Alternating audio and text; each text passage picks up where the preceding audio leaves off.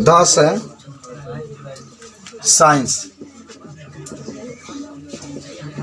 Lesson number हमारे पास है 8 है ना, 8।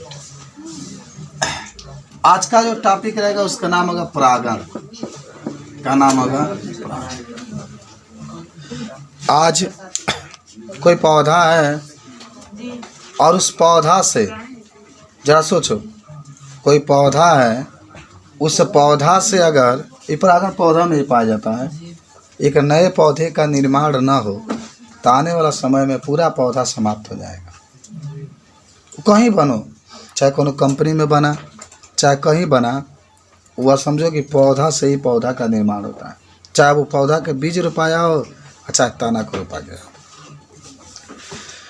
लेकिन आप देहात में देखते होंगे कि जो पौधा होता है, एक पौधा आदमी लगाता है और एक पौधा से कई पौधे का निर्माण होता रहता है।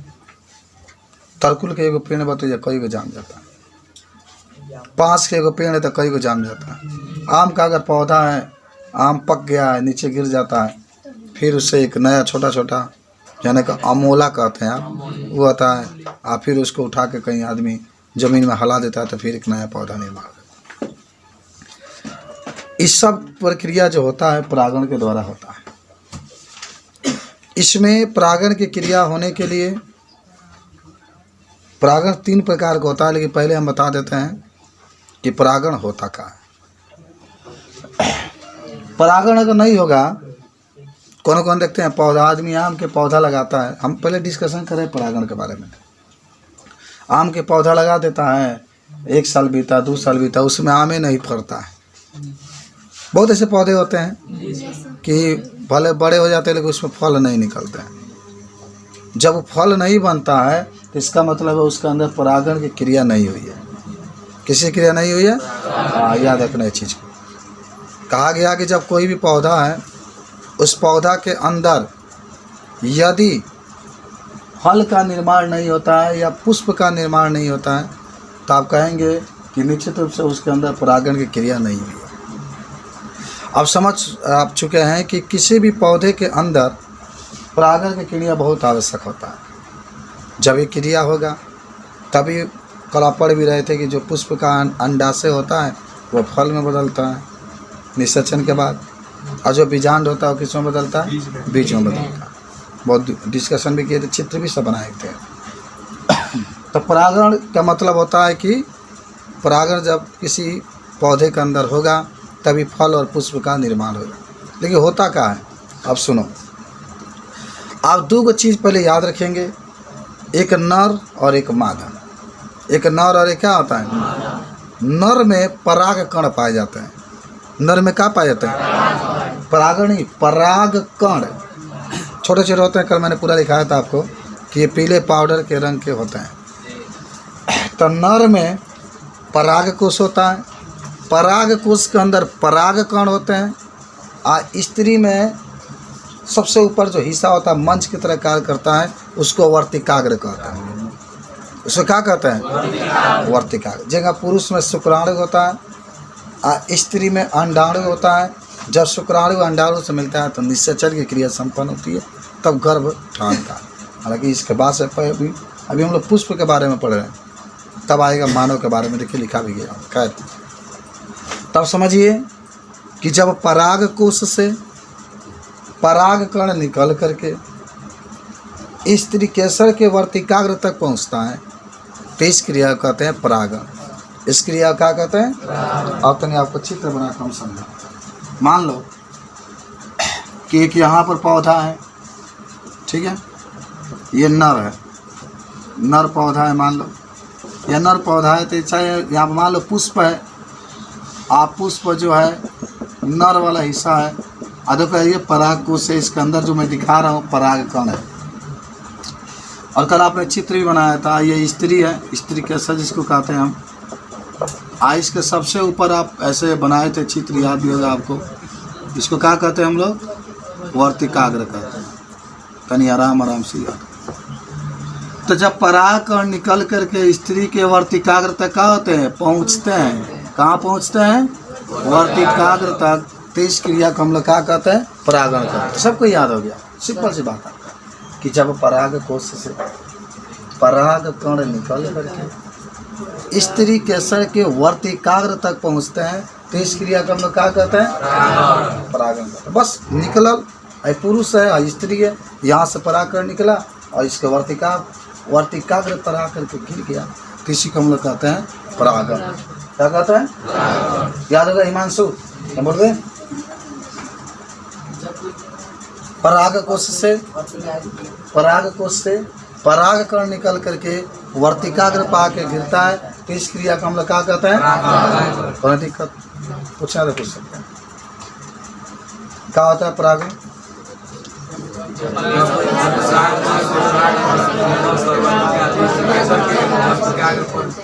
बहुत बढ़िया, ये चाहिए।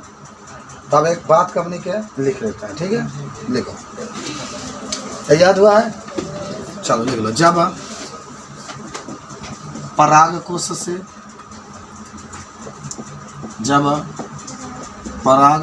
से पराग कण निकाल कर स्त्री केसर के या वर्तिक कैसे लिखो, निकाल कर वर्तिकाग्र तक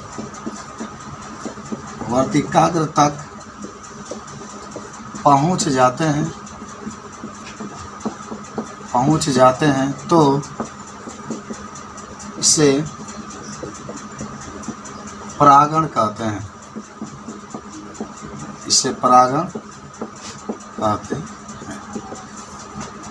चलो भाई, सिंपल सा परिभाषा है ये। पराग कोश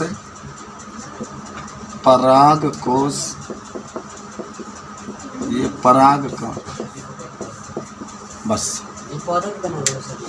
हाँ पौधा के अंदर पाया जाता है। परागण के प्रकार है, मिटा दें।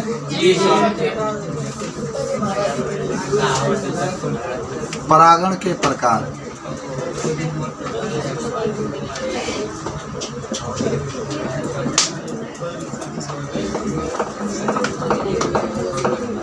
परागण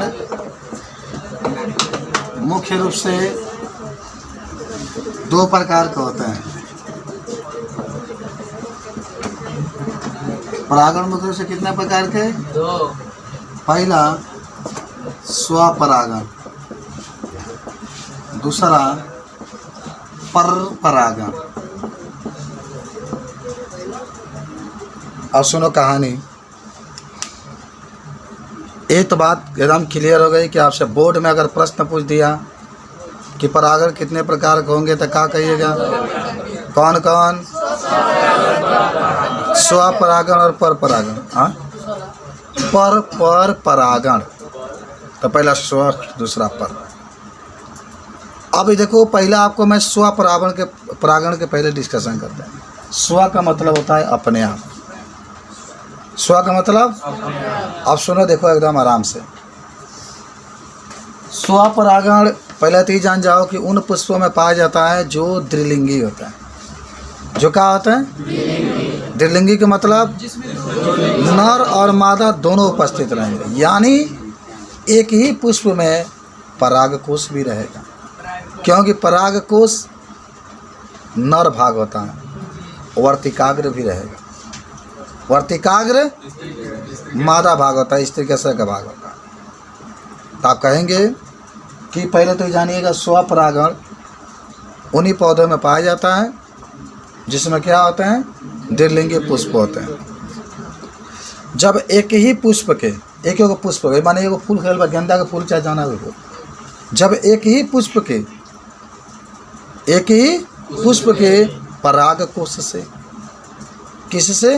परागकोश से परागकण निकल करके वर्तिकाग्र तक पहुंचते हैं तो इस क्रिया को कहते हैं स्वपरागण। एक कोई फूल है और द्विलिंगी है, उसके अंदर द्विलिंगी का मतलब नर भाग भी है, मादा भाग भी है। और नर भाग को परागकोश, मादा भाग को स्त्री केसर या वर्तिकाग्र। जब किसी पुष्प के जब किसी द्विलिंगी पुष्प के परागकोश से परागकण निकल करके वर्तिकाग्र तक, यानी उसी पुष्प के वर्तिकाग्र तक पहुंचते हैं तो उसी को क्या कहा जाता है? स्वपरागण कहा जाता है। स्वपरागण के लिए किसी के माध्यम की आवश्यकता नहीं होती। अभी हम आपको आगे बताएंगे कि माध्यम होता कहाँ है। और मान लो कि पुष्प बा एक ही में बाटे, ये निकल में घुस गई, आई पराग कोश से निकल में घुस गई वर्तिकाग्र। तो इसको हम लोग क्या कहते हैं? स्वपरागण। क्या कहते हैं हम लोग? स्वपरागण। हालांकि स्वपरागण की प्रक्रिया में जो फल बनते हैं तनि छोटे बनते हैं, समझ रहे बात को? तो पहले लिखो स्वपरागण। समझे हो ना?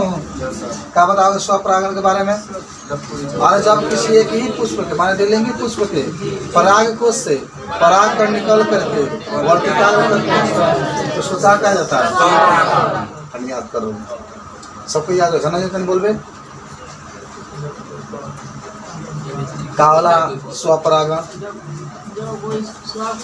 हाँ, सुहागरा। क्या बोले? एक बार ही बोल रहे। हाँ बोल, आगे सर ऐसा बोलता, बोल जल्दी क्या बोलना रे?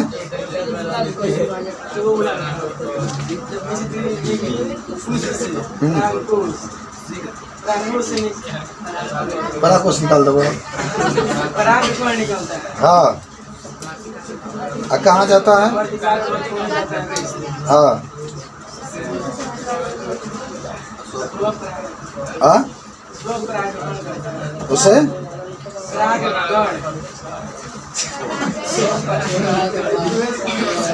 चलो लिखो स्वपरागण की परिभाषा।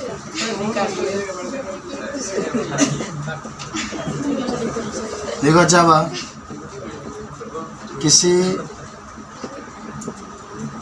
द्विलिंगी पुष्प के पराग कोश से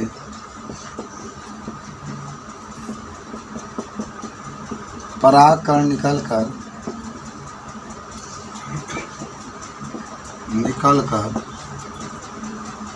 उसी पुष्प के वर्तिकाग्र तक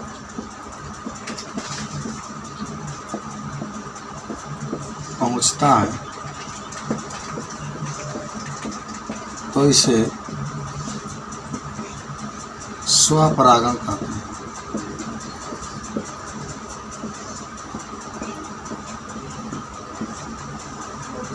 तो इसे स्वपरागण कहते हैं। इतना तो याद हो गया होगा तुम लोगों को। ए चित्रवा तुम बना लेना। चित्र क्या बनाओगे समझ ही गए हो। एक एक पुष्प होगा कोई, और उसी पुष्प से पराग कर निकल कर उसी में जाएगा। मान लो पराग कोश है, वर्तिकाग्र है, आया वो भी चित्र बना सकते हो। तब एक हेडिंग बना लेना, स्वपरागण के गुण। स्वपरागण के 1 2 3। पहला लिख लेना कि इसमें एक ही पुष्प में नर तथा मादा युग्मक उपस्थित होते हैं। तो पहले तो सही याद हो गया, नर तथा मादा युग्मक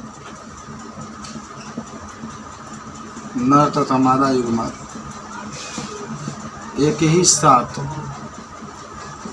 परिपक्व होते हैं।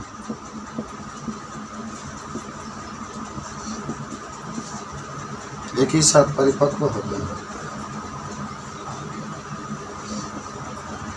ये पुष्प प्राय सुगंध रहित, मतलब सुगंध नहीं पाया जाता। सुगंध रहित कौनो पौधा बल जाना में सुगंध ना पाया जाला ना, रहित को मतलब नहीं पाया जाता। लेकिन आकर्षक छोटे और मकरकंद रहित होते हैं। मकरकंद रहित माने सुगंधित भी नहीं होते हैं, ऐसे मकरकंद भी नहीं पाया जाता है। मकरकंद मान कि पर परागण में होता का है ना, आप पर माने होता है दूसरा। अब सुन लो कहानी क्या होगा। जब अलग अलग पुष्प पर अलग अलग युग्मक उपस्थित हो, माने दो पुष्प माने कम से कम दो अलग अलग होते हैं। स्वपरागण का मतलब क्या था, एक ही पुष्प था, उसी में दोनों थे, नर भी थे मादा भी थे, अपना काम कर ले रहे थे, अपने आप हो जा रहा था, स्वपरागण कर रहे थे।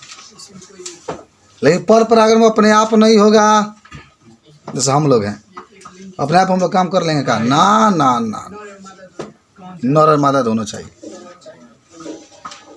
पर परागण के लिए क्या होगा कि अलग अलग दो पुष्प होंगे, अलग अलग। मान लो तारा खेतानी में बात है, तारा खरियानी में, दो पौधा है और दोनों पर दो पुष्प खिले हैं, तो इसमें अलग अलग पुष्प होते हैं। और एक पुष्प के पराग कोश से परागकण निकल करके दूसरे पुष्प के वर्तिकाग्र तक पहुंचता है, तो इसको हम लोग क्या कहते हैं। तो बात नहीं समझ रहा यार, लिखने से जरूरी है, जब मैं बताता हूँ उसको समझना। पर का मतलब होता है दूसरा, अलग अलग। कहेंगे कि जब एक पुष्प के पराग कोश से परागकण निकल करके दूसरे पुष्प के वर्तिकाग्र तक पहुंचता है, तो इसे हम लोग क्या कहते हैं, पर परागण कहते हैं। क्या कहते हैं, याद हुआ सबको। सुन लो, आखिर पराग कौन जाई केगा। मान लो कि है जाए पराग कोश भाई चित्र अलग पुष्पी है, अलग पुष्पी है वर्तिकाग्र, तो आखिर पराग कौन जाई केगा एकरा लगे।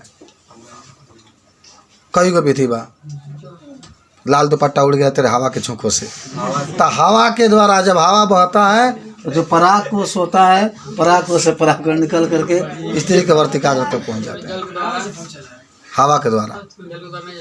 हाँ, कहा नहीं जाएगा। जल के द्वारा भी लड़का बता देता हूँ, सही है।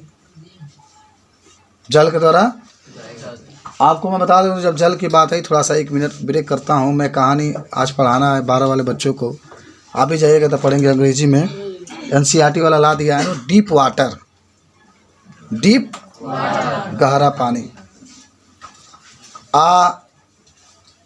इस कहानी में दिखाया है कि मनुष्य को अपने जिंदगी का प्रयास कभी नहीं छोड़ना चाहिए। विलियम सी डगलस इसके राइटर हैं, और अपने पिताजी के साथ हाथ पकड़ कर वो जा रहे हैं। जब हाथ पकड़ के जा रहे हैं तो विलियम सी डगलस हैं और उनके पिताजी भी हैं। जब हाथ पकड़ के जा रहे हैं, तो जब वो नदी के अंदर जाते हैं, नाव से जा रहे हैं, तेज भूकंप आने लगता है, माने ना ऐसे ऐसे लपकने लगता है। तो विलियम सी डगलस कहते हैं कि अब देखिए, दो तरीके की कहानी एक होती है।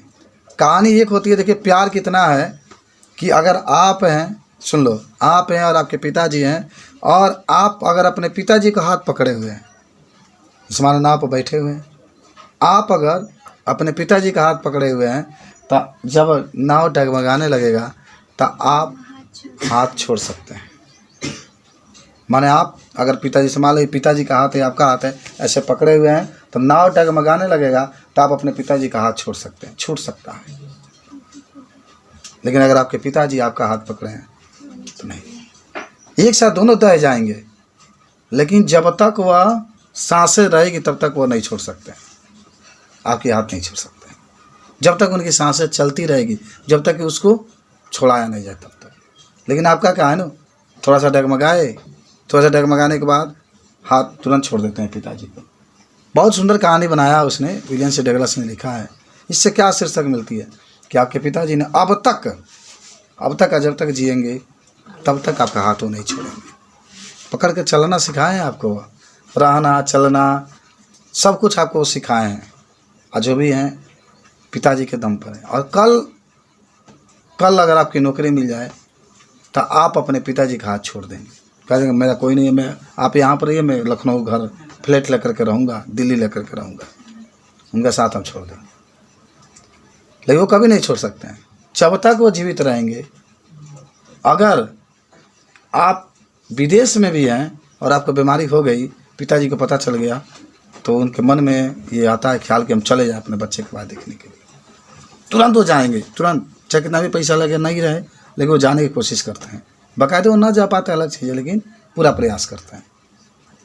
लेकिन अगर आप हैं, एकदम आप पर मैं कह रहा हूँ, अब वो टाइम आएगा तो आप भी भूल जाएंगे, एकदम निश्चित है। बहुत कम ही बच्चे रहेंगे जो अपने पिताजी से इतना मोहब्बत करेंगे। देखना, अगर आपके पिताजी को कुछ हो जाता है तो सामने आप रहते हुए उनको पास नहीं जाना चाहते, आपको घृणा आती है, उनसे नफरत आती है। समझ रहे हो कहानी में काशी के कि अगर आप पिताजी के हाथ को पकड़े हुए हैं तो जब स्थिति डगमगाने लगेगी तो उनको छोड़ देंगे, लेकिन पिताजी कभी नहीं छोड़ते। क्या ये बात सही है? हैं? ये बात सही नहीं है। बहुत ऐसे लोग हैं जो पिताजी का हाथ कभी नहीं छोड़ते हैं, हमेशा अपने साथ लेकर चलते हैं। अब बहुत लोग छोड़ देते हैं, लेकिन जो छोड़ते हैं, इसीलिए कहानी बनाया गया कि जब आप जाइएगा बारे में तो कहानी के माध्यम से आपको बताया जाएगा कि क्या अपने पिताजी का आपको साथ छोड़ना है। खैर, आप सोच रहे होंगे कि हम अपने पिताजी के साथ क्या करते हैं, बहुत गलत करते हैं, ऐसा नहीं करना चाहिए। सोच रहे होंगे, कोई बात नहीं है, अरे आप छोटे हैं ना, वही बच्चे हैं, सब कुछ करेंगे।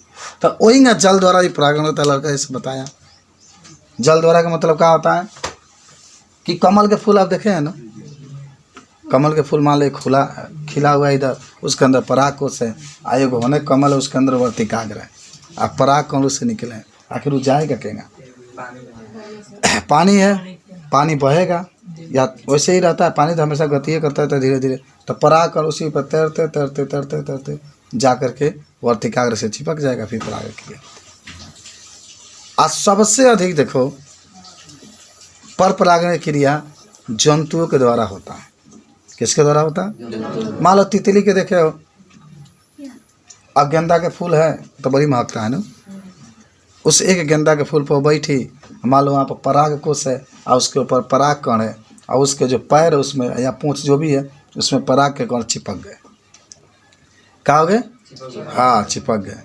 अब उड़ती उड़ती गई, और फिर दूसरे पुष्प के, माने पुष्प देखो गेंदा के ही होना चाहिए जब गेंदा की बात हो रही है, ये नहीं कमल पर बैठी तो ना हुई, जौना जात के बाद वही जात के होना चाहिए। जात का मतलब क्या भाई?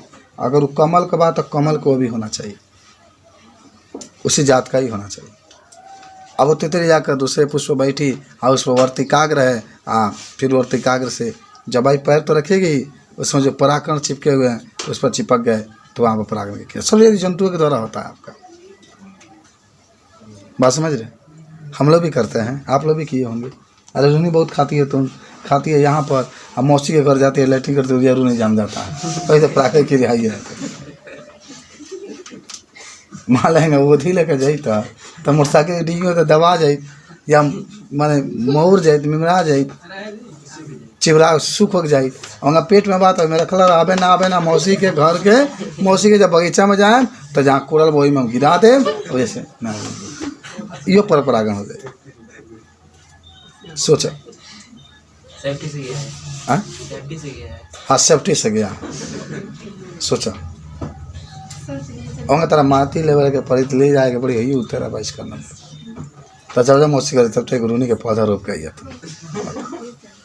समझ लो पर परागण, तू पुष्प मैं पुष्प, मेरे से निकला तुम्हारे में गया,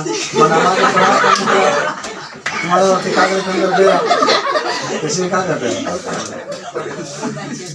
चल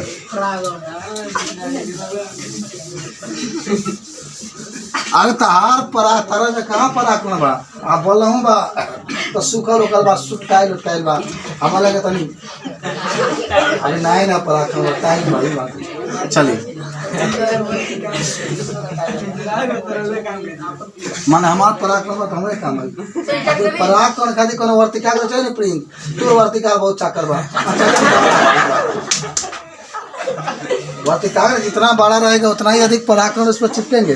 अब छोट बा वर्तिकाग्र कहता ना 2 दाना चिपके, तुम्हारा में ठीक है, कौन को 50 दाना चाहिए। तो लिखता है कि जब अलग अलग 2 पुष्पों के एक ही जाति के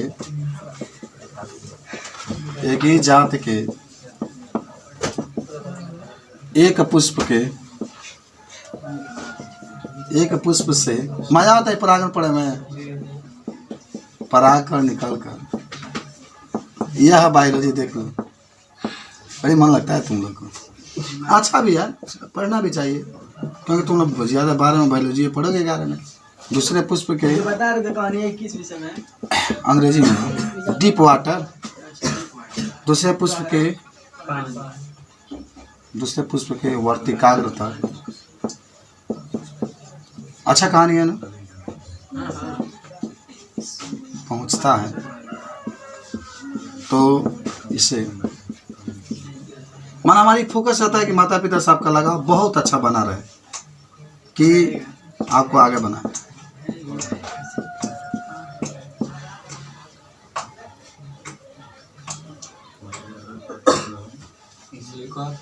चलिए, तो इसी को हम लोग कहते हैं पराग। तो नोट कर लो। और पुष्प वही रहेगा, एक अलग पुष्प है, एक वो अलग पुष्प है। चित्र बना लेना एक पुष्प के ऊपर काची नहीं मान लो कि पर परागण के बनाना होगा, ये बना लो तो कहा होगा। हाँ, मन से नहीं। अब लिख लो पर परागण के गुण या लक्षण। तो पहले तो कह सकते हैं कि इसमें पुष्प अलग अलग, अच्छा हो सकता है कि एक ही पौधे पर 2 पुष्प अलग अलग हो, पुष्प अलग अलग होते हैं, अलग अलग होते हैं। इसमें नर युग्मक और मादा युग्मक अलग अलग होते हैं।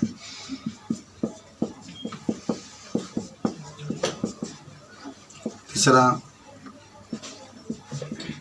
इसमें वर्तिकाग्र और परागकोश अलग अलग समय पर परिपक्व होते हैं। चंपा, चमेली, तू अलबेली, ठीक है ना। इसमें माध्यम की आवश्यकता होती है।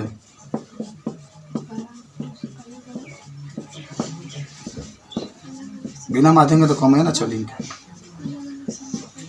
इसमें माध्यम की आवश्यकता है। ये सब लिख लो, तब आगे बता रहे हैं। तो कभी आप पर परागण के बारे में नहीं भुला सकते हैं। माने एकदम याद रखिएगा कि इसमें अलग अलग 2 पुष्प होते हैं और तो इसमें माध्यम की आवश्यकता होती है।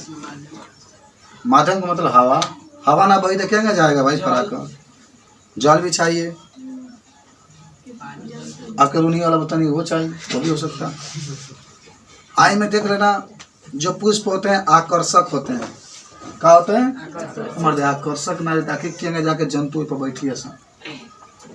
गंध भी होता है उसमें, तभी न जाकर बैठते हैं। हाँ, गंध भी रहेगा तभी तो जाकर उस पर बैठेंगे, तो बैठेंगे तो हाँ, गंध नहीं तो बैठेगा ही नहीं।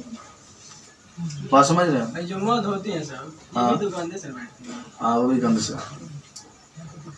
तो इसको हम लोग कहते हैं पर मीठा, मतलब जो निकालती है मीठा लगता है। कहाँ से मीठा लगता है? क्या ओगनी का अंडा होता है, वो अंडा होता है। हम लोग सब मतलब बना होता है वो सब मतलब चूज के लिए वो फूल है सब बहुत फायदेमंद। फूल बाकी जो रसवन है वाला मकरकंद हम कर रहे थे, वे चूस के लेके जाते हैं। जब अंडा देती है तो उसी में बनता है। परिपक्व की बात करें, कच्ची परिपक्व के बाद परिपक्व एक ही अलग अलग समय परिपक्व होते हैं। होते हैं लिख लो ना। अच्छा होता है इसका माध्यम हो सकता ये है। तो नहीं जल्दी कराएंगे ना, ठीक है। कम आइए ना। आज हो जाएगा इसके माध्यम के। आज बोल दिए था जो जाएगा। हाँ लिख लो। स्वपरागण पर परागण में अंतर।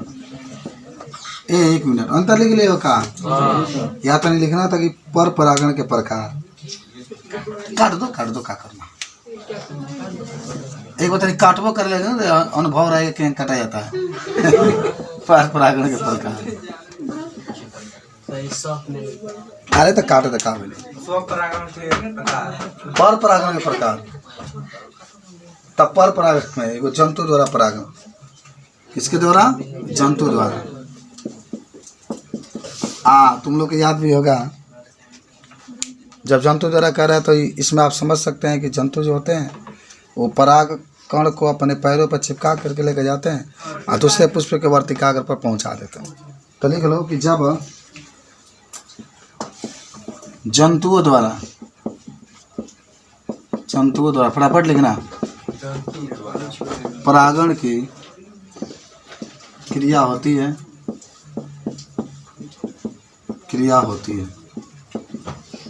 तो उसे जंतु परागण कहते हैं।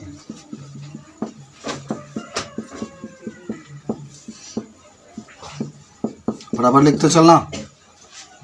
तो इसे जंतु परागण कहते हैं। उदाहरण में लिख लो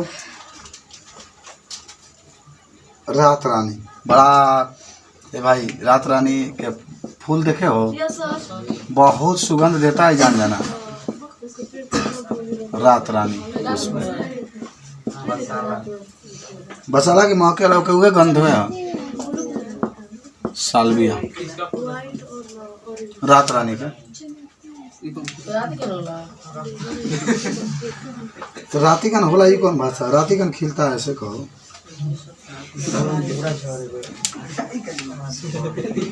वायु परागण। अब वायु परागण मतलब हवा बहता है ना तो परागण लेके जाता है। तो लिख लो कि जब इसमें वायु द्वारा परागण होता है।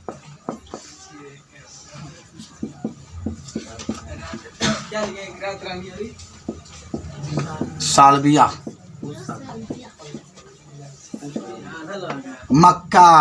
मकई में परागण हवा के द्वारा होता है। बांस ले लो बम्बू गाना ले यार से बात है। हाँ तो बांस के बाद बम्बू लिखो। कीट परागण जल परागण लिख लो। जल परागण इसमें जल द्वारा परागण होता है। इसमें जल द्वारा परागण होता है। रात रानी पुष्प के बाद क्या लिखे हैं? सालविया लिखा गया। यह है कि उदाहरण में क्या हुई हो? जल में हाँ है कमल कमल कमल। कमल का प्रवाची बताओ। कमल का प्रवाची बताओ। नीरज और पंकज और सरोज और राजीव। ये सब हमारे गांव के लड़कन का नाम है। पंकज अपने गांव में बालन। उनका बहन का नाम सरोज। नीरज है चियरबोका का नाम है। और एक राजीव बालन। ये सब प्रवाची है कमल के।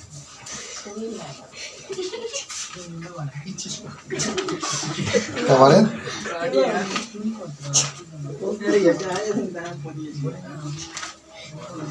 चल जल्दी लिखिए बाबू। आप देखो स्वपरागण और पर परागण में अंतर। जल्दी से स्वपरागण और पर परागण में अंतर मिटाते हैं। सब याद कर लेना तुम लोग। छोटे छोटे हैं सब हिडी। आज तो बहुत ज़्यादा हम लोग 1 घंटा हो गया खाली बायोलॉजी पढ़ते हुए। भूला जाएगा पाइपवान हो तो नहीं।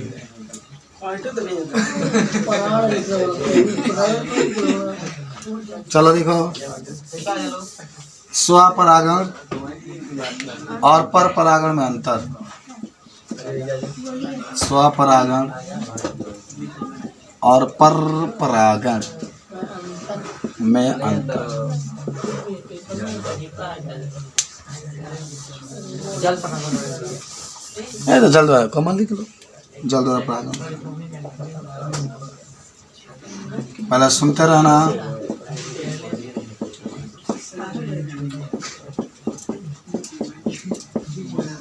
सुनो, कोई आपसे पूछे कि स्वपरागण पर परागण में क्या अंतर है तो क्या कहेंगे? आप जानते होंगे कि स्वपरागण जो होता है जिसमें उसमें पुष्प द्विलिंगी होते हैं। याद करो, स्वपरागण में पुष्प कैसे होते हैं? दोनों लिंग एक ही में, नर और मादा। आई पर परागण में क्या होता है? एक लिंगी। तो लिख लो, इसमें पहला लिख लेना कि इसमें पुष्प द्विलिंगी होता है। द्विलिंगी होता है। इसमें पुष्प एकलिंगी होता है।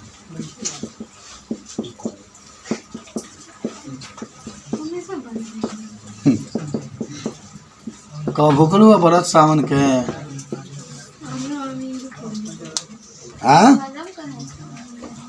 इसमें पुष्प कैसे होते हैं? आहे में एकलिंगी का मतलब एक एक लिंग अलग अलग। दूसरा देख लेना, इसमें नर और मादा एक ही पुष्प पाए जाते हैं, इसमें अलग अलग पुष्प पाए जाते हैं। लिख लेना दूसरा, इसमें नर और मादा एक ही पुष्प पाए जाते हैं, एक ही पुष्प पाए जाते हैं। इसमें नर और मादा, इसमें नर और मादा अलग अलग पुष्प पर पाए जाते हैं।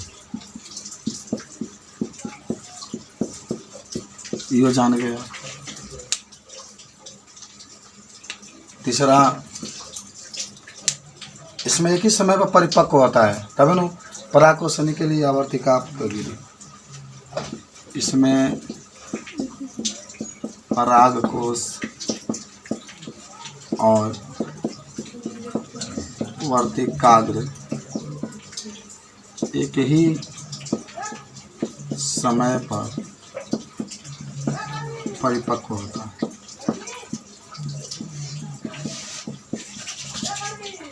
आई में इसमें परागकोश और वर्तिकाग्र अलग अलग समय पर परिपक्व, अलग अलग समय पर